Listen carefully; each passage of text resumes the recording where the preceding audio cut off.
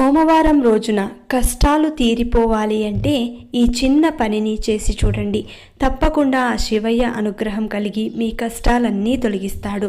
అది ఎలాగంటే ప్రతి సోమవారం రోజున తలంటు స్నానం ఆచరించి మీ ఇంట్లో దీపారాధన చేసి శివయ్యకు ఇష్టమైనది ఏదైతే ఉందో నైవేద్యం కానీ లేదంటే వస్తువులలో ఏదైనా ఇష్టమైనది ఉంటే గనక దానిని సమర్పించి ఆ తర్వాత మీకు ప్రత్యేకంగా చెప్పనక్కర్లేదు శివయ్యకు ఏది ఇష్టమో ఏది కాదు అనేది. మీరు మీ ఇష్టం కొద్దీ మీకు నచ్చినది మీకు అందుబాటులో ఉన్నది సమర్పించండి. తప్పకుండా ఆ భగవంతుడు స్వీకరిస్తారు.